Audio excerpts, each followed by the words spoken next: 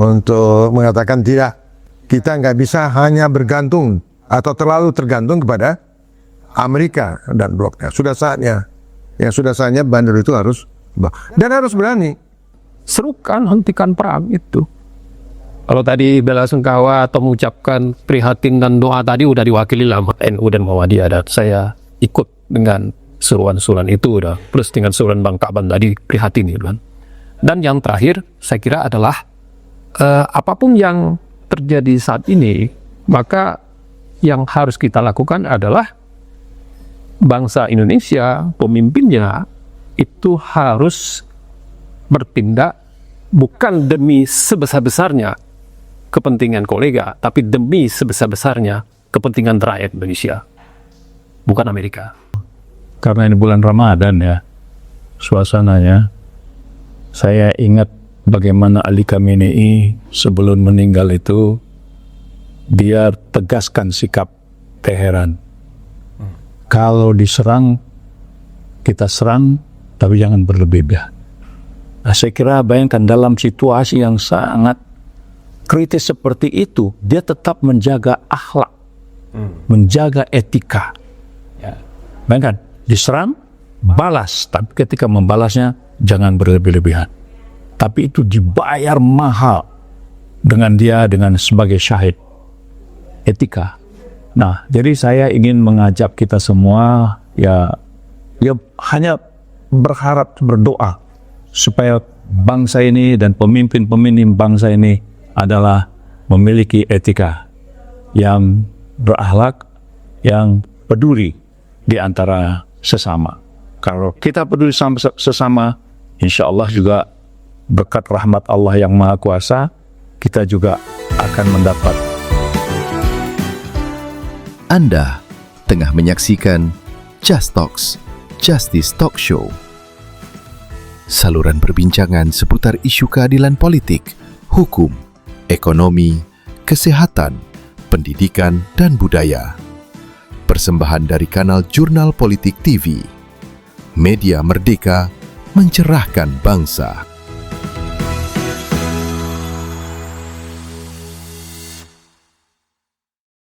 Pemirsa, berjumpa lagi dalam bincang spesial Jurnal Politik TV. Justice Talk Show, bincang-bincang keadilan seputar dunia politik, hukum, ekonomi, pendidikan, maupun budaya. Sepekan sejak ulama besar, pemimpin tertinggi di Republik Islam Iran, Ayatollah Ali Khamenei, yang syahid akibat kebrutalan Israel, ada rentetan-rentetan yang menarik untuk kita hubungkan dengan kondisi perkembangan situasi politik di tanah air, di mana presiden juga mulai dikritik dalam tanda kutip oleh berbagai pihak. Seperti biasa, Prof. TB Masa Jafar, lalu ada advokat Muhammad Joni, dan seperti biasa narasumber tetap kita Dr. Enes Kaban. Saya ingin ke Prof. TB dulu. Prof, ini politik dalam negeri menghangat seiring panasnya situasi di Teluk. Anda melihatnya seperti apa ya? Iya, terima kasih Bung Hadi, Pak Dr. Enes Kaban, Pak Joni, pengacara kelas berat. Saya itu. Beliau akhir-akhir ini banyak mengangkat isu apa, Pak Joni? Banyak sekali. Ya, tergantung senior. Nah, jadi kita bicara politik luar negeri itu kan sudah ada garisnya ya. Pembukaan Undang-Undang 45 ya, konstitusi lah, 1945, dan founding fathers itu sudah meletakkan ya garis politik luar negeri kita adalah bebas aktif. Dan jelas di dalam pembukaan Undang-Undang 45 itu bangsa Indonesia itu kan sangat mengecam penjajahan di atas muka bumi. Di seluruh pelosok dunia kita tidak pernah mentolerir ada satu bangsa kemudian menjajah bangsa lain, merampas tanah ya, dari bangsa-bangsa yang memiliki kedaulatan. Nah, dalam konteks Palestina ini kita punya sejarah bagaimana dulu Palestina juga Mesir itu adalah negara yang pertama mengakui kedaulatan kita. Dan kalau kita baca sejarahnya itu, ya, para diplomat Haji Agus Salim dan Pak Arub Baswedan, ya, kebetulan tokoh Muslim ini luar biasa, itu berhasil mendapat dukungan politik dan rangka menegakkan kemerdekaan Republik Indonesia itu. Jadi kita punya sejarah panjang. Nah, atas dasar itu siapapun pemerintahnya tidak mungkin mengabaikan itu. Nah, apalagi Iran ini kan sahabat. Jadi kalau Presiden sampai saat ini belum menyampaikan bela sungkawa, tentu saja kita sangat prihatin dan itu tidak lazim. Oleh karenanya kita patut mengkritisi, ya. Kalau saya mempertanyakan, biasanya di dalam kerja-kerja diplomasi, ya, politik luar negeri itu ada tim, ya. Siapa sebenarnya yang bekerja di balik presiden itu? Ya, Presiden tidak bekerja sendiri, ya? Oh tidak, dia ada timnya. Sehebat apapun presidennya, sekurang-kurangnya tim itu akan memberikan advice, masukan-masukan, mempertimbangkan dari segala sisi, ya. Nah, jadi memang sangat kita sayangkan, dan ini juga sekaligus kita mempertanyakan juga, ya, sebenarnya apakah Pak Prabowo itu masih berdaulat nggak? Dia masih punya independensi nggak? Ya, jadi kalau kita lihat di pidatonya itu dia kan sangat confidence, tetapi di dalam kelakanya itu tidak menunjukkan, tidak terkonfirmasi.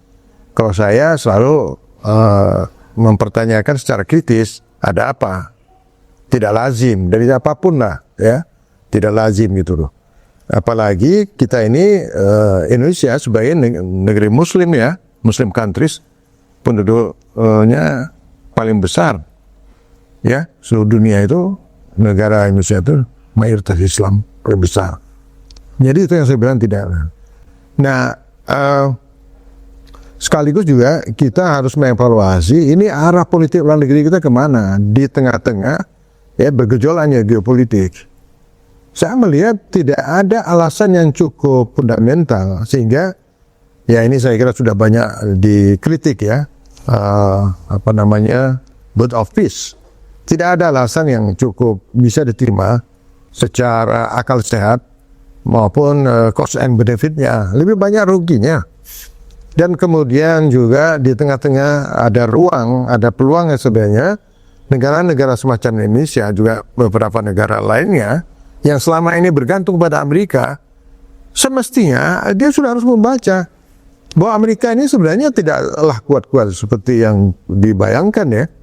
Apalagi setelah kita lihat Iran melakukan attack, ya, yang pada semua pangkalan-pangkalan militer yang ada di Timur Tengah, ya, itu sekaligus memberikan pesan, atau kita juga bisa menangkap semacam pesan yang yang terselubung lah, ya.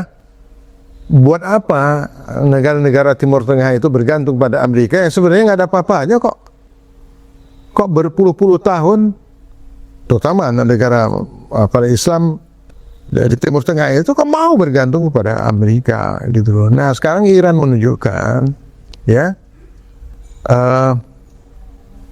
yang selama ini, ya, sikap penghambaan atau kepentingan yang sangat tidak imbang, ya. Kalau saya katakan sebenarnya Amerika itu menjajah sebenarnya dalam bahasa lain itu, ya. Kok kenapa masih itu? Nah, Iran menunjukkan bahwa ini nggak ada apa-apa negara ini. Tuh, ya. Yang kedua, bahwa masyarakat dunia sekarang ini kan dia bandulnya kan sudah lebih ke solidaritas Palestina. Itu lintas agama, lintas negara, lintas bangsa, ya. Kok kenapa kita yang jelas-jelas sebagai Muslim countries, kemudian garis politik luar negeri yang sangat jelas, yang harus berpihak kepada keberadaban, ya, kemanusiaan, ya. Kok kita justru menarik posisinya berlawanan gitu loh. Itu menurut saya nggak habis pikir gitu, ya. Nah, jadi kalau saya lihat di berbagai medsos, orang kecewa, dan kecewa ini tidak hanya dari kalangan kelompok Muslim, ya, yang non-Muslim, yang ya kita anggap yang kelompok nasionalis juga, saya marah gitu dengan sikap Pak Prabowo yang apalagi menentang ART itu, ya, kesepakatan perdagangan itu lebih banyak merugikan, dan sekaligus kesepakatan perdagangan itu justru memperkuat ketergantungan kita kepada Amerika. Justru kemudian kita kembali membuka bahwa ekonomi kita berada dalam dominasi Amerika gitu loh. Padahal dari segi kepentingan rakyat apa sih? Ya, apakah ini menguntungkan rakyat? Kalau saya mengatakan ini hanya menguntungkan, mewakili kepentingan sekelompok kecil orang. Siapa? Para pengusaha atau siapa? Kan itu bisa dilihat. Kalau menurut saya nilai nggak ada. Coba aja dari berapa poin itu, nggak ada yang langsung memberikan impact kepada kesejahteraan Indonesia. Jadi saya pikir ini ada satu peluang, ya. Nah, kita bicara ke depan peluang. Bagaimana Indonesia ini justru harus memanfaatkan peluang-peluang ini, di mana peta politik dunia itu sudah tidak seperti sebagaimana yang dipegang bahwa Amerika itu adalah segala-galanya. Tidak, kita harus mengatakan tidak, Amerika selesai urusannya. Oke, Prof. Sebelum dilanjut, kita ingin konfirmasi ke masyarakat konstitusi Indonesia. Pak Joni, Anda sebagai founder Masyarakat Konstitusi Indonesia, MKI, tadi Prof. TB juga sudah menyinggung, apapun hitung-hitungannya, politik luar negeri kita, politik dagang internasional kita, kan tetap harus mengacu pada pesan-pesan konstitusi kita. Anda melihatnya bagaimana nih? Situasi terkini. Saya mau posisikan sebagai warga Amerika dan mau mempinjam dan mengambil alih sikap rakyat dan warga Amerika. Mereka turun ke jalan, protes. Trump jangan jadikan atas nama tante harus nama kami, pasangan ini. Jadi ya secara kesal dengan indikator itu adalah sesuatu yang memang harus disuarakan dengan suara yang kencang. Warga Amerika turun ke jalan. Jadi ini singkat kata, ini keinginan Trump, bukan keinginan rakyat atau negara Amerika. Faktanya kan begitu. Di telapak tangan kita bisa lihat, ya. Dan itu kan mereka, walaupun itu subjektif, jangan atas namakan kami sebagai warga atau negara Amerika, tapi di balik itu kan ada kesamaan titik temu, yaitu kemanusiaan, kepentingan atas kemanusiaan. Dan disitulah deklarasi PBB, hukum humanitarian, kemanusiaan itu menjadi kausal yang paling utama, gitu kan. Kalau ada no future atau no forest no future, no humanity no future. Tidak ada kemanusiaan, tidak ada masa depan, ya? Iya. Kan paradoks itu kan. Ada B of peace, di sebelahnya adalah B of war. Dan itu sebelah tembok aja kan, sebelah batas yang bisa ditempuh dalam jangka waktu yang singkat. Peace, B of war, B of killing. Nah, udah nyambung berarti ya. Gitu ya, jadi hemat saya, gak usah pakai buka kitab, buka dokumen, buka deklarasi. Ini soal cita rasa kemanusiaan. Karena dunia ini kan dibangun untuk kemanusiaan. Very simple. Pancasila menyebutnya yang adil dan beradab. Jadi, itu yang pertama. Yang kedua, maka tentunya pro kepada kemanusiaan itu adalah pasal pertama, bahkan pembukaan. Di kita namanya pembukaan Undang-Undang Dasar 45, ya kan? Saya kira pembukaan alasan mengapa dunia ini ada kan ada dalam rangka itu. Walaupun ini kan dunia dalam keadaan kontroversi selalu. Kalau anak saya bilang, "Pak, lebih daripada 2/3 usia bumi ini adalah perang katanya. Ya, betul juga rupanya. Tetapi kan ada kemanusiaan yang bisa melampaui itu kan. Jadi ini adalah perasaan umum bangsa Amerika dan juga sampai ke sini ya, sampai ke Indonesia, sampai ke Jakarta, sampai ke Bogor kita bersuara untuk idem dito dengan apa yang disuarakan di jalan-jalan Amerika yang menegakkan demokrasi. Yang kedua, yang ketiga kayaknya suara itu sudah masuk ke mekanisme formal, mekanisme PBB ya. Nah, kita doronglah. Setidaknya Indonesia mendorong itu, dan setidaknya juga secara normatif berperan sebagaimana pendahulu pendiri bangsa ini. Soekarno, Hatta yang begitu tegar berbicara tentang kemanusiaan, bagaimana kemerdekaan itu menjadi fundamental kita. Bang Kakban, Bang PB, pembukaan Undang-Undang Dasar 1945 itu kan bunyinya adalah kemerdekaan itu adalah hak segala bangsa, bukan cuma hak bangsa Indonesia. Itu yang harus disuarakan oleh pemerintah Republik Indonesia. Kalau tidak atau belum terdengar suara itu, saya ingin menyuarakannya. Kita harus menghentikan perang demi kemanusiaan, demi kemerdekaan. Walaupun itu disebut oleh Pak TB sebagai penjajah, saya kira kemanusiaan dan kemerdekaan harus kita suarakan. Demikian Pak Adi. Bang Aban, ada yang menarik dari yang disampaikan oleh Bang Joni tadi. Ternyata langkah Trump, pilihan-pilihan politik Trump itu tidak mencerminkan keinginan rakyat Indonesia. Nah, saya ingin tanya, langkah-langkah politik, pilihan-pilihan langkah politik luar negeri yang dilakukan Presiden Indonesia mencerminkan keinginan rakyat atau sama seperti ternyata berhadapan-hadapan dengan rakyat Amerika? Anda melihat itu? Ya, kita semua prihatin, ya, prihatin dengan situasi terakhir musibah yang menimpa pemimpin ya, Iran yang mendapat serangan atau dengan bahasanya adalah pembunuhan ya terhadap Ali Khamenei. Ini adalah pemimpin, dia adalah pemimpin negara Iran.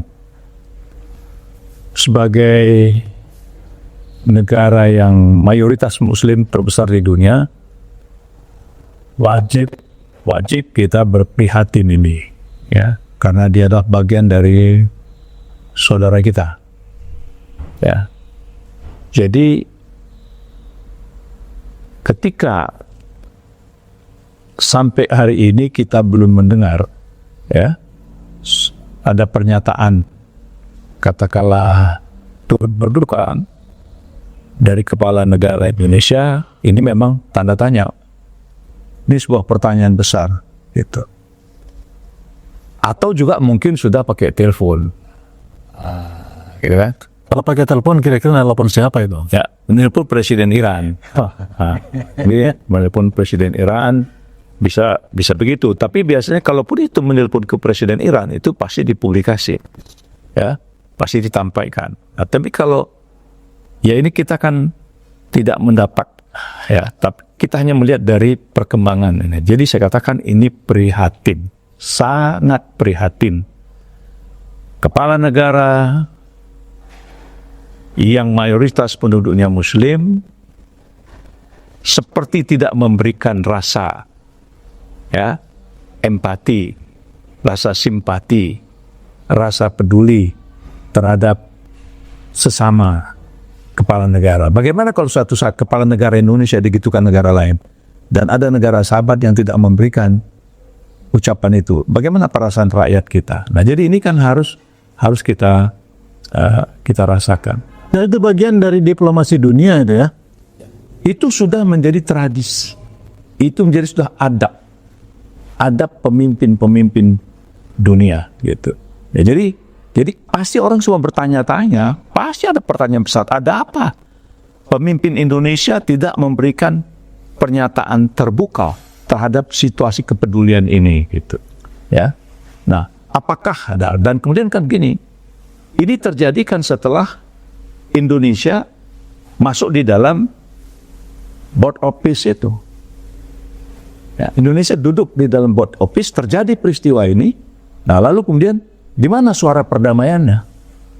Ya, di mana suara perdamaiannya kan gitu. Nah, saya yakin orang akan, paling tidak saya berpikir seperti itu. Nah, kita harus juga menyadari bahwa ketika kita bicara tentang Palestina, kita harus tahu Israel itu tidak pernah mengakui kemerdekaan Indonesia. Karena memang waktu itu dia belum ada. Yang menyatakan mengakui kemerdekaan Indonesia itu adalah Palestina. Baru beberapa saat kita mengumumkan proklamasi kemerdekaan Palestina itu sebagai sebuah negara memberikan pengakuan tentang kemerdekaan Indonesia. Nah, kenapa kok sekarang ya ketika terjadi pergolakan yang terjadi hampir sekitar 78 tahun ini, 77 tahun ini peristiwa Palestina yang terus ya diteror oleh Israel, kok kita mengatakan kita akan akui Israel jika Israel mengakui Palestina? Ini kan sesuatu yang menurut saya ironis. Ini ironis. Melukai persahabatan dua bangsa ya sebenarnya. Ini yang saya katakan sebuah keprihatinan. Ini sebuah keprihatinan. Ini tadi dalam konteks bahasa politik internasional. Nah, coba bayangkan kalau ternyata apa yang dilakukan Israel dan Amerika ini berhasil, janganlah Anda paten, Anda sukses, pilihan Anda bagus itu. Saya setuju Anda. Apa begitu perilaku kita sebagai bangsa yang berkepribadian? Nah, sekarang bagaimana kalau seandainya dalam tempo 100 hari ini, ya, ternyata nanti pihak Israel dan pihak Amerika, yuk kita gencatan senjata. Kita mau bilang apa? Apa kita berani mengatakan, itu Anda salah. Keputusan Anda itu salah nyerang Iran. Iran itu bertuhan. Nah, gitu kira-kira. Apa begitu bahasanya? Nah, ini yang saya katakan tadi dari awal udah bahasa prihatin. Ini bahasa politik yang hari ini berkembang. Tapi itu kita serahkanlah kepada rakyat Indonesia bagaimana memberikan penilaian. Tetapi ada catatan yang harus betul-betul jadi perhatian. Peristiwa ketegangan yang terjadi hari ini, serangan terhadap Teheran, ya, dan kemudian Teheran menutup Selat Hormuz. Bayangkan bagaimana perdagangan minyak dunia. Dan Indonesia adalah negara pengimpor minyak. Dan dikabarkan harga minyak dunia sekarang sudah mulai merangkak. Sudah mendekati angka $100. Nah, rakyat Indonesia siap-siaplah menikmati hari Lebaran dengan kenaikan harga minyak. Karena apa? Cadangan minyak kita untuk bisa diedarkan seluruh Indonesia itu paling sekitar 21-18 hari. Nah, kalau perang ini berkelanjutan, Pasokan minyak pun terancam ya? ya, karena Indonesia hari ini ya tidak kurang 600-700 ribu barel per hari. Dari mana dia mau dapat? Ya, dari mana mau dapat? Ya ujung-ujungnya mungkin dari Amerika. Nah, Amerika udah lebih duluan beli minyak dari Timur Tengah. Dia lebih dulu membeli itu. Tentu Amerika akan jual lebih mahal ya? Ya, itu dagang. Jadi apa yang didapatkan keuntungan negara kita dalam situasi seperti ini, sementara penerimaan negara kita defisit, daya beli masyarakat menurun, angka ekspor kita memprihatinkan, lalu harga naik, harga minyak dunia naik. Tapi ini ada hikmahnya juga, mungkin menggunakan kayu bakar. Karena kayu kita masih banyak, jadi bisa menggunakan kayu bakar. Bang, ini kan yang mengingatkan kepada Presiden ini kan banyak. Soal ekonominya, para ekonom sudah melakukan analisis soal perjanjian dagang dengan Amerika itu justru bukan untung, kita akan buntung. Lalu dari sisi politik juga diingatkan, ya kan, bahkan sampai pada semangat persahabatan yang diikat dalam spiritual, yang ini sejarah panjang dengan Palestina ini juga sudah disuarakan. Misalnya Muhammadiyah dan NU, dua ormas terbesar itu sudah menyatakan bela sungkawa. Ini Presiden seolah tak dengar dan atau tidak mendengar atau tak mau mendengar atau seperti apa kira-kira Bang? Atau bisa saja Presiden bilang kepada masyarakat, itu rakyat Muhammadiyah NU sudah mewakili saya. Kan bisa gitu, ya. Ini kan perkara, ya, perkara sikap. Tapi kalau Soal sense Presiden aja nih ya. nah, ini persoalan itu pertimbangan, ya. Pasti dia punya alasan, ya. Pasti dia punya alasan kenapa belum memberikan statement, ya kan? Pasti ada alasannya. Nah, tetapi kan ini waktu berjalan. Tapi kalau saya mengatakan dan implikasi perang di Timur Tengah, Palestina, Iran, dan Iran mengambil sikap dan sudah melakukan serangan-serangan balasan yang menurut saya juga apakah itu sudah jadi perhitungan oleh pihak Amerika, ini implikasinya terhadap Indonesia. Ya. Kalau saya melihat ya, apa implikasinya terhadap Indonesia terhadap kenaikan minyak dunia ini? Kan rakyat lagi yang menjadi korban akibat kelalaian. Ya. Akibat kelalaian, ya kalau misalnya tadi kita tidak ada di BOP kan bisa berbisik sama Iran. Saudaraku, ya ya kan, kita sama Muslim, tolong pasokan minyak untuk Indonesia jangan diganggu. Ya, yang penting bisa lewat dari kalau kan ini. Nah, jadi ini yang kita dampak dari penutupan Selat Oslo itu terhadap kebutuhan minyak kita. Dari mana kita mau? Jadi kita kan tadi sudah disebutkan oleh profesor, oleh Bang Joni kita ini, konstitusi itu kan sudah memberikan amanat bagaimana posisi kita dalam percaturan perdamaian dunia ini, gitu kan? Ya, jadi saya juga kemarin tuh terpikir, selama ini kita non-blok aktif. Nah ini dalam terap ini kan vakum. Ya, jadi vakum kan? Karena nunggu apa gitu kan? Ya dari dari non-blok menjadi non-go blok gitu kan? Nggak sedap juga itu, ya. Tadi non-blok kan, non-blok, nah, kemudian berubah jadi non-go blok. Kan sedih sebagai bangsa yang besar. Jadi bagaimana kita ini sebagai negara ini? Tapi yalah, saya kadang-kadang kalau kita pikirkan yang penting mudah-mudahan Allah tetap memberikan apa ya? Prof, hitung-hitungan politiknya gimana nih Prof? Langkah Prabowo ini. Saya kira ini adalah salah satu klimaks ya. Karena tidak hanya soal isu Palestina itu kan bukan monopoli isu umat Islam. Dan juga semestinya kita harus belajar, apalagi dengan dinamika geopolitik sekarang, sebenarnya peluang kita untuk agak lebih independen itu sangat terbuka.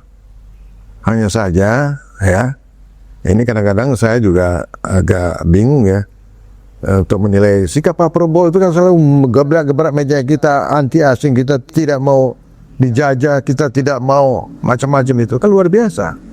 Tapi sekali lagi itu tidak terkonfirmasi.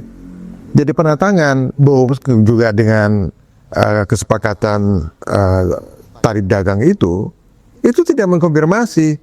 Malah kesannya justru terjajah ya. Oh iya, ya itu masalahnya gitu ya. Nah, jadi kembali kita seperti yang saya katakan, kita harus pertanyakan ya perumusan dan pengambilan keputusan politik luar negeri ini siapa gitu. Ya, ini berarti kan sama juga pertanyaannya. Apa yang terjadi di Amerika? Ternyata kebijakan Trump itu bukan tidak mencerminkan kepentingan rakyatnya. Biasanya kan politik luar negeri itu cermin dari politik domestik. Artinya itu mewakili aspirasi rakyat. Langkah Pak Prabowo Anda ingin menegaskan tidak Jadi kan bertolak belakang. tidak mencerminkan kepentingan. Tidak mencerminkan. Gitu. Ini adalah satu langkah yang kemudian ya kita prihatin juga. Kok Pak Prabowo makin lama makin, istilah saya pernah mengatakan ini, legitimasinya semakin kedodoran, semakin defisit. Jadi tidak sebaliknya gitu loh. Kadang-kadang ada juga pernyataan, loh ini berarti Pak Prabowo itu satu paket dengan pemerintahan yang lalu. Ada yang mengatakan Pak Prabowo ini lebih parah dari Jokowi ini kalau begitu. Ada yang melihat seperti itu, ya. Tapi itu terlepas lah. Tapi saya ingin mengatakan Jelas hidup. Jadi banyak sekali peristiwa-peristiwa ya dalam 1 tahun ini ya, itu semua bertolak belakang dengan apa yang pernah dipidatokan oleh Pak Prabowo gitu. Apa dampak politik dalam negeri maupun dalam hubungan internasional? Ya dampak politik tadi Pak Kaban dari sisi ekonomi itu pasti. Itu ancaman di depan mata. Kita akan akan menerima dampak ekonomi. Kalau saya pikir pasti jalan. Karena Iran kan juga tidak punya alternatif lain juga ya. Bagaimana dia mempertahankan pertahanannya itu, ya dia kunci itu Surat Hormuz itu, ya kan? Kalau itu udah pasti gitu ya. Nah, secara politik di mata dunia juga jadi bahan tertawaan gitu, ya Indonesia ini kok aneh gitu ya. Artinya tidak sebagaimana yang dikenal selama ini, yang disegani lah, ya. Baik pada masa Bung Karno maupun Pak Harto, politik luar negerinya itu gitu. Tetap disegani. Terlepas kedua pemimpin besar itu ada kelemahannya, tapi orang masih ya bangsa-bangsa itu masih angkat topi istilahnya. Nah kalau sekarang kita lihat citra Indonesia di tengah pergaulan internasional ya, termasuk juga yang sangat mengejutkan, tiba-tiba Pak Prabowo dengan confidence-nya ingin menjadi juru damai. Ini kan nggak nyambung ini. Masalahnya apa? Lalu kemarin tuh baru tanda tangan boards ya. Ini apalagi ada rencana untuk mengirimkan tentara ke ke Palestina. Itu ada yang mengatakan ini akan berhadapan dengan Hamas ya. Jadi langkah-langkah yang ya saya tidak bilang konyol, tapi langkah-langkah yang tidak produktif. Ya. Kenapa Pak Prabowo tidak, katanya dekat dengan Amerika, kenapa tidak langsung bicara sama Trump gitu? Untuk maksud mendamaikan itu? Kan Trump tuh yang mengatakan bahwa kita sudah serang, kita akan ganti pemimpin di Iran, ya kan, bla bla bla segala macam gitu. Iya, itu kan kita lihat pada beberapa indikasi bahwa Trump ini kan apalagi terakhir ya, dengan keputusan Mahkamah Agung, itu kan jelas sebenarnya Trump itu tidak mewakili ya aspirasi rakyatnya gitu ya. Nah, yang saya garis stabilo itu, kita kok tidak mampu membaca dinamika geopolitik, itu yang saya heran sekali gitu loh. Kok kuncinya di situ ya? Oh iya, Mampu baca. kok naif gitu ya, sebagai bangsa yang dikenal hebat dulu ya, kok naif, itu yang saya katakan.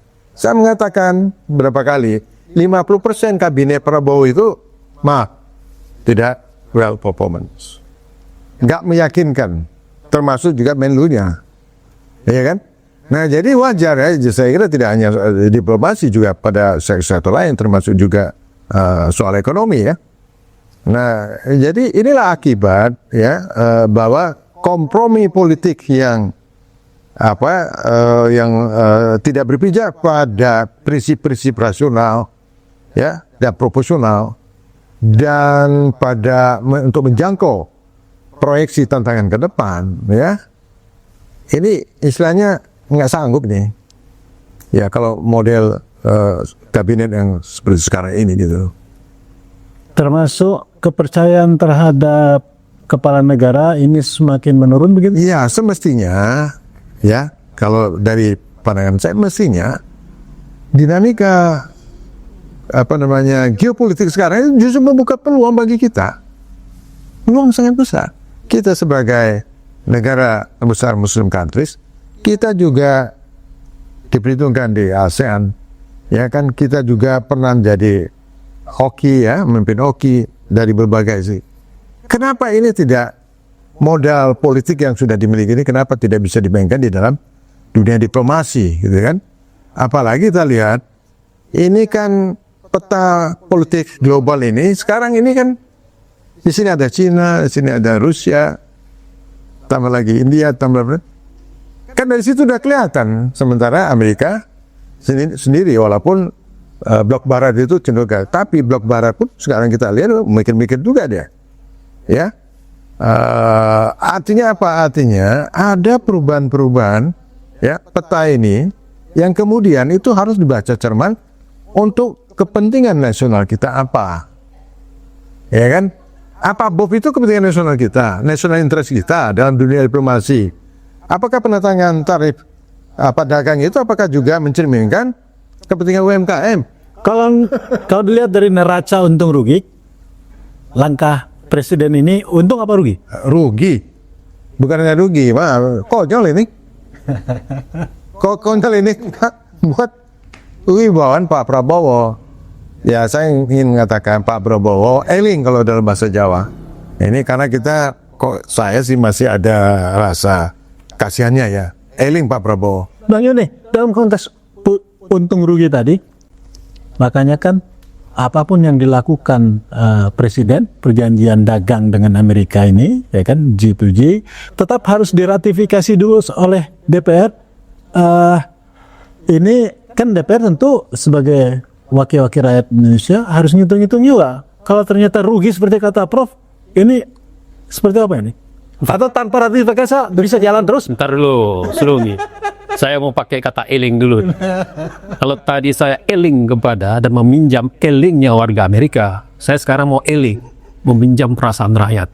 Kapan benar? Apa kita mau pakai bahan baku kita itu kayu bakar gitu kan? Podcast ini penting disuarakan karena perang itu pasti yang menderita rakyat Indonesia, langsung maupun tidak langsung. Katakanlah tidak langsung, kita akan mengalami kelangkaan bahan bakar. Selat Hormuz ditutup, kemudian 20 hari cuma stok kita bisa memenuhi kebutuhan domestik. Kita harus beli keluar. Harga akan tambah mahal.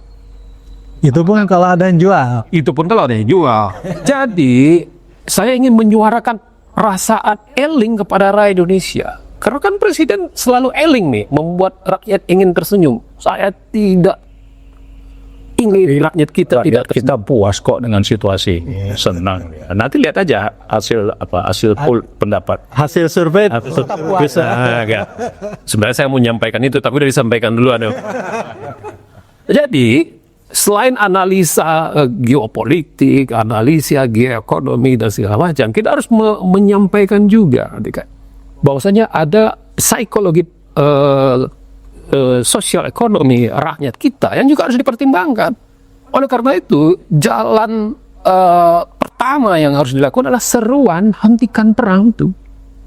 Karena dengan menghentikan itu, kita bisa menunda keburukan-keburukan yang terjadi kepada kerugian rakyat kita. Karena perhubungan ini semua kan. Oleh karena itu, karena ingin suara rakyat, elingnya rakyat, patutlah pemerintah, presiden menyuarakan elingnya rakyat ini. Demi kemanusiaan, oke. Demi geopolitik, oke. Tapi demi perasaan rakyat, apa nggak diokekan juga? Nah, jangankan rakyat nanti yang akan, mudah-mudahan tidak jadi pakai kayu bakar, baru MS Kaban. Kita yang hidup pada kota-kota ini hanya was-was juga deh. Wah, ini klien jadi nggak tanda tangan ini dengan situasi perang ini kan. Karena ekonomi kan bergejolak. Situasi kan berpikir ulang. Proposal kan dilihat lagi situasi terbaru. Gitu. Jadi selain analisa tadi, ini perlu analisa geopolitik, analisa sikap politik kita secara tradisional. Saya kira perasaan rakyat itu juga harus menjadi bagian yang disuarakan. Maka hentikan, suarakan itu setidaknya. Dan itu harus dilakukan dengan mekanisme internasional, mekanisme PBB, mekanisme diplomasi. Kita pernah menjadi inisiator dan jawaranya di non-blok tahun 55. Dan yang nggak kalah penting juga, ya kita harus, kalau kita nggak bersuara, kalau kita diam, setidaknya kita aman. Bang TB, Bang Kabar. Karena udah terlanjur tanda tangan, kemudian ingin masuk untuk mendamaikan, jadi Babelio. Ya, ini ada kawan saya juga, Medan dulu. Oh, kok diam aja? Supaya aman aku bang, nggak kesana nggak kemari. Kalau Indonesia nggak aman juga, negaranya juga susah dapatkan minyak. Dan dari krisis ini kan suatu yang sangat tidak diinginkan. Jadi sebenarnya kalau lihat ada benang sambungannya nih dengan yang tadi ya, dengan perjanjian dagang Indonesia. Ternyata ada slot juga rupanya kita boleh beli langsung dengan Amerika minyak yang tadi diisukan akan ada kelangkaan dan segala macam. Dan yang nggak kalah penting juga, sikap utama daripada Trump ini kan transaksional. Nah, sejauh mana kita memposisikan transaksionalitas kepentingan bangsa Indonesia secara politik, keamanan, sejarah, reputasi, dan juga ya, kesejahteraan rakyat. Saya berhenti sampai di situ dulu, Pak Hari. Taman, bisa Anda respon? Titik transaksional itu tadi. Ya, jadi transaksi yang dibikin oleh Trump itu semua adalah untuk dia meraih keuntungan sebesar-besarnya untuk negaranya, untuk bangsanya. Ya. Jadi selama ini kan kalau berdasarkan teori ekonomi pasar, itu kan tidak perlu ada hambatan-hambatan. Ya, bebas melakukan perdagangan itu. Kan itu yang menjadi isu globalisasi. Free trade. Ya. Tapi sekarang ternyata Trump dia bikin tarif. Nah, tarif itu pasti adalah untuk menguntungkan Amerika karena ekonomi Amerika juga tidak baik-baik juga. Dia utangnya juga besar, sangat besar utang Amerika itu terhadap rakyat Amerika. Nah, jadi kalau bilang transaksi bagi Trump itulah dia akan meraih keuntungan sebesar-besar untuk negaranya dan juga untuk bisnisnya. Dia kan pengusaha. Dia kan pengusaha. Nah, ketika kita menandatangani item-item di dalam tarif itu, kita kan bisa baca, kita kan semua merasa kok parah kali negaraku ini diperlakukan seperti itu. Karena kita sadar juga bagaimana sih posisi ekspor kita selama ini dan bagaimana posisi impor kita untuk kebutuhan-kebutuhan industri-industri kita hampir 60%. Bahan dasarnya itu kan masih impor. Jadi berbicara tentang transaksi secara ekonomi, ini menyulitkan. Ya. Jadi hanya akhiri perang. Ya. Dari akhiri perang. Ya. Kemudian kembali kepada mekanisme pasar yang sesungguhnya. Jadi supaya apa? Ekonomi dunia ini hidup kembali, aktif kembali gitu. Nah kita kan suka tidak suka masih bertumpu pada resources, pada hasil-hasil sumber daya alam. Ya. Berapa banyak ladang-ladang minyak kita itu nganggur? Apakah dengan naiknya harga minyak dunia ini, ladang-ladang minyak yang puluhan ribu itu bisa diaktifkan kembali? Nah, tapi untuk mengaktifkan kembali itu kan juga butuh injection capital. Butuh injeksi, butuh permodalan. Siapa yang memodali? Nah, sementara banyak urusan-urusan, katakanlah pom bensin yang SPBU yang itu contoh kecil saja ya. SPBU yang digunakan oleh Shell dan sebagainya. Shell saja dah mundur dari Indonesia. Jadi apa gitu? Apa keunggulan? Ya, apa keunggulan?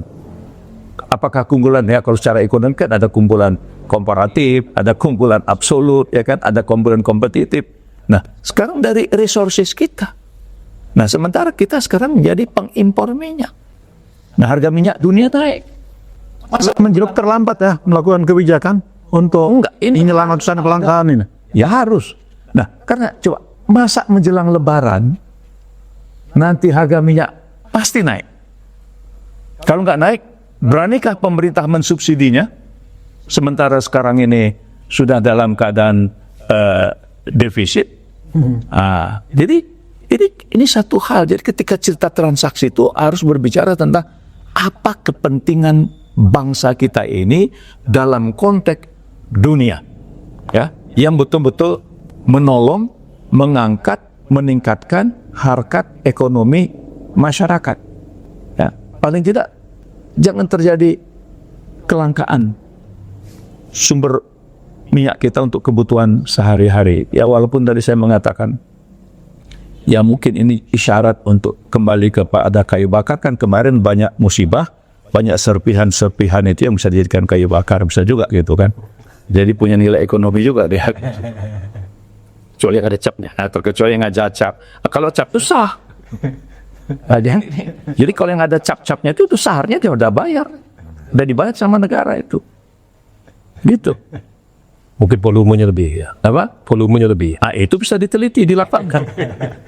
Baik, Pak Kaban, Bang Joni dan Prof. Dede, kita perlu juga menahan diri karena nampaknya ini perang di Teluk ini kemungkinan tidak akan berlangsung cepat. Kalau tidak gentasan senjata, mungkin ini akan berlarut-larut dan efeknya akan segala.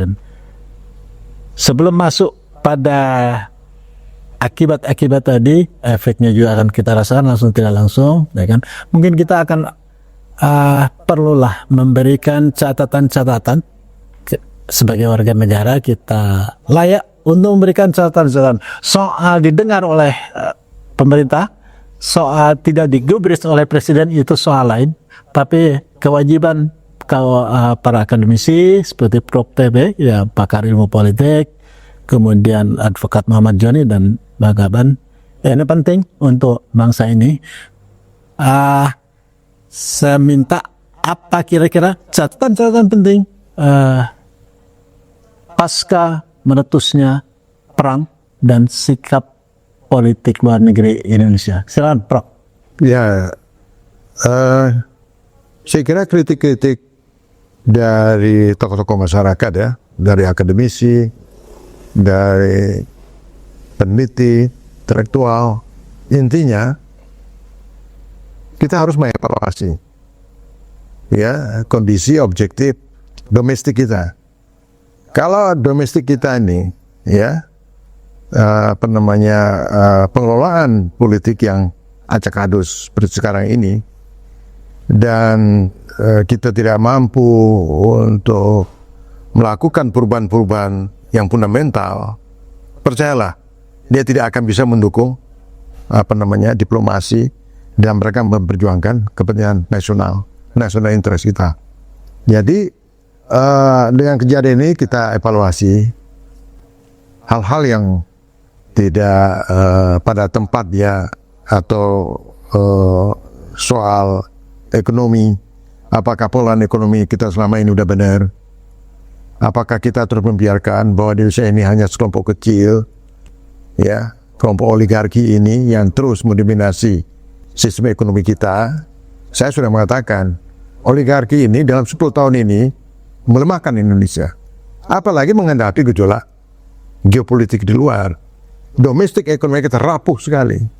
Kita tidak punya fundamental ekonomi yang kuat. Kemudian juga hukum, sudah saatnya mesti tegakkan hukum itu secara konsisten, secara tegas. Nggak bisa lagi, kalau nggak tatanan politik kita nggak kuat, birokrasi kita lemah, ya. Dan yang lebih penting lagi adalah sudah saatnya mencari terobosan-terobosan baru agar kita tidak terus bergantung kepada sumber daya alam. Sudah harus ada inovasi-inovasi ke depan. Nah kemudian keluar, ya sebenarnya Pak Prabowo itu sudah bagus kan, masuk BRICS, sudah bagus. Ya, jadi mesti konsisten. Garis itu mesti konsisten. Dan yang lebih penting adalah apapun yang diperjuangkan dalam diplomasi ya global, diplomasi internasional itu tetap dia berpijak kepada national interest. Bukan memperjuangkan kepentingan ekonomi hanya kelompok-kelompok pengusaha, kelompok-kelompok oligarki. Ya, kalau itu jelas. Nah, oleh karenanya saya kira mulai saat ini dengan gejolak ini kita bisa mengukur betapa lemahnya bangsa kita. Nah, walaupun kemarin kan sudah ada pertemuan ya, beberapa tokoh-tokoh itu berkumpul, saya kira tidak bisa hanya sekali, beberapa kali, kemudian meluruskan kembali politik luar negeri kita. Kemudian kita harus berani untuk mengatakan tidak, kita nggak bisa hanya bergantung atau terlalu tergantung kepada Amerika dan bloknya. Sudah saatnya, bandar itu harus, dan harus berani. gitu. Kalau tidak, maka kita akan selalu terlambat dan langkah kita tidak bebas. Saya kira demikian. Catatan Anda, Bang Joni? Saya ngikutin master of training saya, national interest. Karena itu yang harus kita utamakan. Atau pilihannya paradoks, kita akan tidak akan mengalami rakyat yang menderita. Jadi pengguna kayu bakar terbesar sedunia nanti kita ini kan. Kalau krisis ini terus berlanjut. Yang kedua, poin saya adalah serukan hentikan perang itu. Kalau tadi bela sungkawa atau mengucapkan prihatin dan doa tadi udah diwakili lama NU dan Muhammadiyah, dan saya ikut dengan seruan-seruan itu udah, plus dengan seruan Bang Kaban tadi prihatin gitu kan. Dan yang terakhir saya kira adalah apapun yang terjadi saat ini, maka yang harus kita lakukan adalah bangsa Indonesia, pemimpinnya itu harus bertindak bukan demi sebesar-besarnya kepentingan kolega, tapi demi sebesar-besarnya kepentingan rakyat Indonesia, bukan Amerika. Makasih Pak. Silakan, Bang Kaban. Ya, saya karena ini bulan Ramadan ya, suasananya, saya ingat bagaimana Ali Khamenei sebelum meninggal itu, dia tegaskan sikap Teheran. Kalau diserang, kita serang, tapi jangan berlebihan. Nah, saya kira bayangkan dalam situasi yang sangat kritis seperti itu, dia tetap menjaga akhlak, menjaga etika. Ya. Bayangkan, diserang, balas, tapi ketika membalasnya jangan berlebih-lebihan. Tapi itu dibayar mahal dengan dia sebagai syahid. Etika. Nah, jadi saya ingin mengajak kita semua ya hanya berharap, berdoa supaya bangsa ini dan pemimpin-pemimpin bangsa ini adalah memiliki etika yang berakhlak, yang peduli di antara sesama. Kalau kita peduli sama sesama, insya Allah juga berkat rahmat Allah yang Maha Kuasa, kita juga akan mendapat empati dan simpati. Barangkali itu dari saya. Baik, terima kasih Pak Kaban. Pemirsa, nantikan telah menarik kita seputar perkembangan politik, termasuk perkembangan politik global, dunia politik di berbagai belahan dunia, yang ini juga menyedot perhatian publik.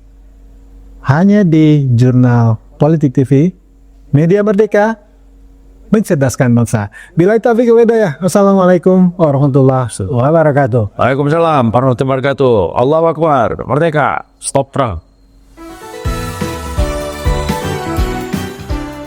Anda tengah menyaksikan Just Talks, Justice Talk Show. Saluran perbincangan seputar isu keadilan politik, hukum, ekonomi, kesehatan, pendidikan, dan budaya. Persembahan dari kanal Jurnal Politik TV. Media merdeka, mencerahkan bangsa.